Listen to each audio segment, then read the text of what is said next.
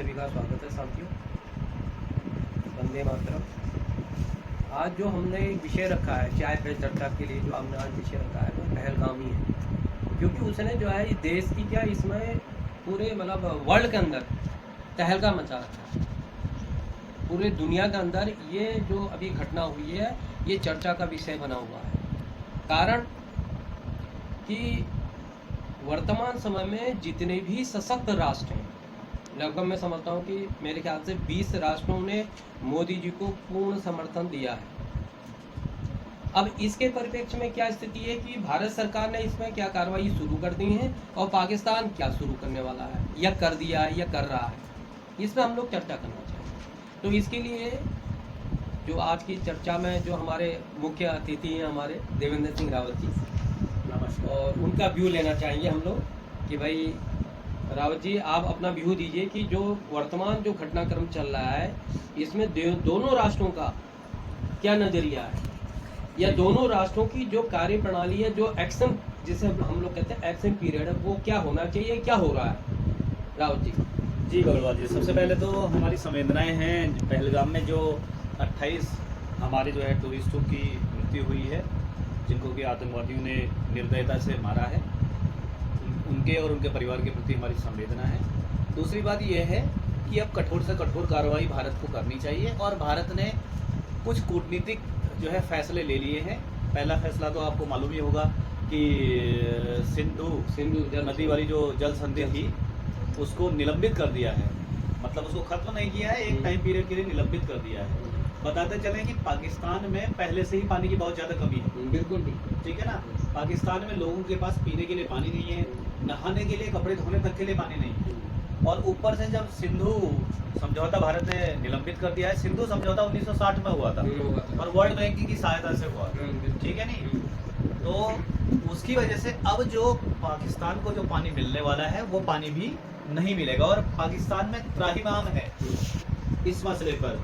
और आज ही पाकिस्तान की ओर से पाकिस्तान के नागरिकों ने इस सिंधु समझौता को रद्द करने की वजह से एक आक्रोश रैली भी निकाली उन्होंने, लेकिन उसका भारत को कोई फर्क नहीं पड़ता है। दूसरी ओर भारत ने जो आयात निर्यात है वो पूरी तरह प्रतिबंध लगा दिया, उसको बंद कर दिया है, ठीक है नहीं। और इसके विरोध में पाकिस्तान ने अपना एयरबेस बंद कर दिया है भारत की सभी एयरलाइंस के लिए, लेकिन भारत को कोई फर्क नहीं पड़ता है इन चीज़ों का। भारत के साथ वर्तमान में हवाई क्षेत्र बंद कर दिया है, सारे देश हैं भारत के साथ, और कूटनीतिक कार्रवाई बड़ी तेजी से चल रही है। भारत ने अगले 48 घंटों में भारतीय नागरिकों को पाकिस्तान से जल्द वापस आने के लिए कह दिया है। और यही स्थिति इंडिया में पाकिस्तान के नागरिकों को बता दी गई है। पाकिस्तान के नागरिक बाघा बॉर्डर से जा रहे हैं और इन सब चीज़ों के मद्देनजर ये लगता है कि कोई ना कोई बड़ी कार्रवाई तो होने वाली है। अमित शाह जी कल ही राष्ट्रपति से भी मिले, उनको पूरा ब्यौरा दिया। आज हमारे सेना प्रमुख पहलगाम में हैं और दूसरा उन तीनों आतंकवादियों का स्केच भी जारी कर दिया है। ये पता लगाया जा रहा है कि वो कहाँ है, ड्रोन से उनका पता लगाया जा रहा है लोकेशन। तो आतंकवादियों को नेस्तनाबूद किया जाएगा, ये तो बिल्कुल सुनिश्चित है। बस 1 से 2 दिन की देरी है, व्यवस्थाएं बनाई जा रही हैं और अंदरूनी तैयारियां चल रही हैं जोर शोर से। और उधर पाकिस्तान ने भी भारतीय सीमा पर अपने जहाजी बेड़े तैनात कर दिए हैं। और लेकिन पाकिस्तान को कुल मिला के बहुत दहशत में है। कहीं ना कहीं पाकिस्तान को ये ज़रूर पता है कि वो मुकाबले में बहुत पीछे है, कुछ नहीं कर सकता है। गीदड़ ढक्की देना पाकिस्तान का काम है हमेशा। दूसरी बात यह है, कई लोगों का कहना है कि आज ही मैं महबूबा मुफ्ती का इंटरव्यू सुन रहा था टीवी पे, तो महबूबा मुफ्ती का कहना था कि ये कोई आतंकवादी नहीं है, ये उनका एक आक्रोश है। हो सकता है किसी न किसी परिप्रेक्ष्य में ये आक्रोश हो। तो महबूबा मुफ्ती कहीं ना कहीं आतंकवादियों की पैरवी करती है। ये आतंकवाद तो हम 90 के दशक से देख रहे हैं, 30 साल हो गए भारत को आतंकवाद देखते हुए। और इस आतंकवाद की क्या शैली है, अगर भारत 100 आतंकवादी मारता है तो फिर अगली बार 100 फिर आ जाते हैं। तो ये आतंकवाद तो खत्म होने वाला नहीं है। ऐसे इस समय भारत को कुछ ना कुछ ऐसी कार्रवाई करनी होगी। तो ये जो आतंकवाद को है, भारत को इस समय पाकिस्तानी सेना को छोड़ देनी होगी, क्योंकि पाकिस्तानी सेना आतंकवादियों का पुरजोर समर्थन करती है और मदरसों में ISI शिक्षा उनको दे रही है।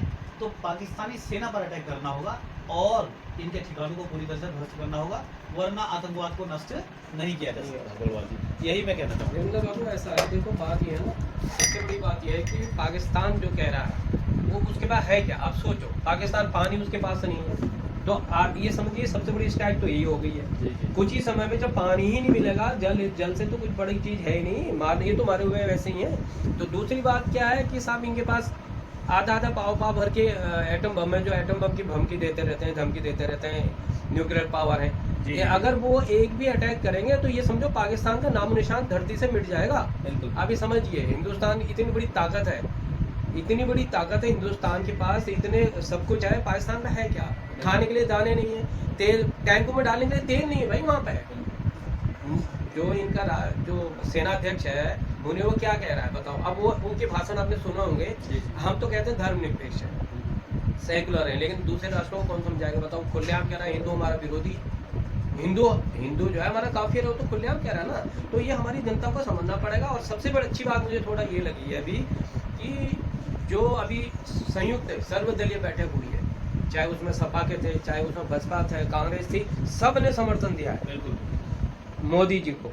तो देखो संकट की इस घड़ी में, यहाँ तक कि सबसे पहले समर्थन दिया ओवैसी ने। हाँ ओवैसी ने दी, ओवैसी ने बिल्कुल। बोला है कि हम बिल्कुल हाँ। सरकार के साथ है, हाँ। जो कार्रवाई सरकार को करनी है हम पूरी तरह से उसके साथ हैं। हाँ। ये ओवैसी जी ने हाँ, दी। तो ये हमें सबसे अच्छी बात लगी है। इससे क्या है कि इससे ये संदेश रहता है पूरी दुनिया के अंदर कि हिंदुस्तान संगठित है और एक है। बिल्कुल। अब ये देखो, मैं जहाँ तक समझता हूँ कि कार्रवाई का क्षण आ गया है। बिल्कुल। 2 दिन 4 दिन 6 दिन ज्यादा 15 दिन के अंदर आप इस देश की जनता को ये समझिए कि कुछ ना कुछ इतना बड़ा होगा और इतना सशक्त होगा कि आप देखिएगा।